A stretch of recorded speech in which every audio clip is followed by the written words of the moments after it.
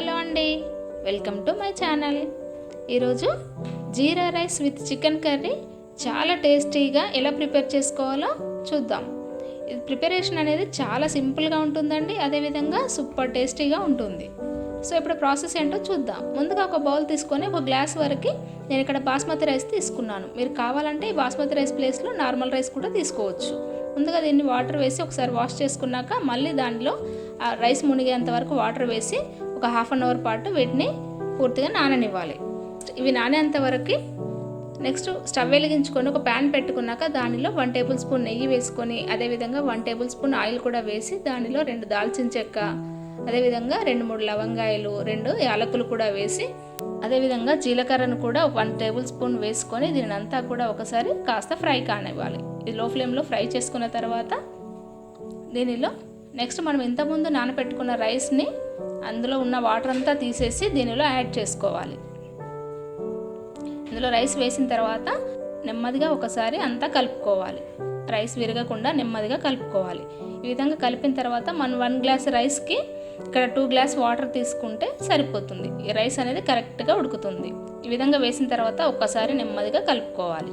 ఇలా కలుపుకున్న తర్వాత దానిలో టేస్ట్కి తగ్గట్టుగా కాస్త సాల్ట్ కూడా యాడ్ చేసుకొని మరొకసారి ఇలా కలుపుకున్న తర్వాత దీనిలో మంచి టేస్ట్ రావడం కోసం ఇలా లెమన్ ఒకసారి పిండుకోవాలి. ఇలా లెమన్ పిండడం వల్ల రైస్ అనేది మంచి పొడి పొడిగా వస్తుంది, అదేవిధంగా మంచి టేస్టీగా కూడా ఉంటుంది.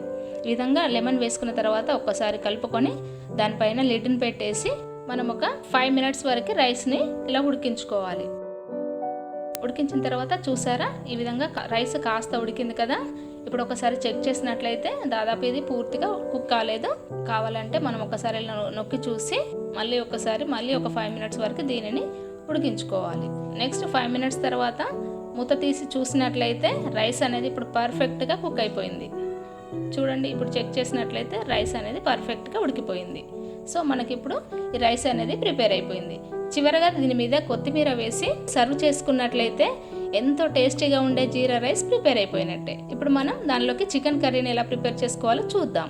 ముందుగా స్టవ్ వెలిగించుకొని ప్యాన్ పెట్టుకున్నాక దానిలో 2 టేబుల్ స్పూన్ ఆయిల్ వేసి, అదేవిధంగా 1 టేబుల్ స్పూన్ జీలకర్ర, 2 దాల్చిన చెక్క, యాలకులు, లవంగాయలు అవన్నీ వేసి ఒకసారి అంతా కలుపుకోవాలి. ఇలా కలిపిన తర్వాత ఒక 2 పచ్చిమిర్చిని, అదేవిధంగా ఆనియన్ కూడా ఇలా చిన్న ముక్కలుగా కట్ చేసి వేసుకోవాలి. ఇవన్నీ కూడా ఫ్రై అయ్యేంత వరకు కాస్త ఫ్రై చేసుకొని నెక్స్ట్ అల్లం వెల్లుల్లి పేస్ట్ కూడా వేసి పచ్చివాసన పోయే వరకు దానిని బాగా కలుపుకోవాలి. ఈ విధంగా అన్నీ ఫ్రై అయిన తర్వాత నెక్స్ట్ దానిలో 1/2 టేబుల్ స్పూన్ వరకు పసుపు కూడా వేసి మరొకసారి దీనినంతా కూడా బాగా కలుపుకోవాలి. తర్వాత దానిలో ఒక చిన్న టమాటాని చిన్న పీసెస్లా కట్ చేసుకొని దాన్ని కూడా అందులో వేసి టమాటా అంతా కూడా మగ్గేంత వరకు దాన్ని అలాగే కలుపుకోవాలి.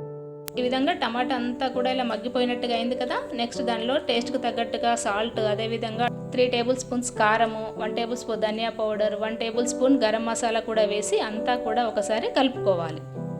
ఈ విధంగా మసాలాలు అవంతా కూడా బాగా ఫ్రై అయిన తర్వాత నెక్స్ట్ 1/2 కేజీ వరకు చికెన్ తీసుకొని దానిని బాగా క్లీన్ చేసుకొని దానిలో వేసుకొని అదంతా కూడా మసాలా అంతా చికెన్కి పట్టే వరకు బాగా కలుపుకోవాలి. ఈ విధంగా చికెన్కి అంతా పట్టేసింది కదా.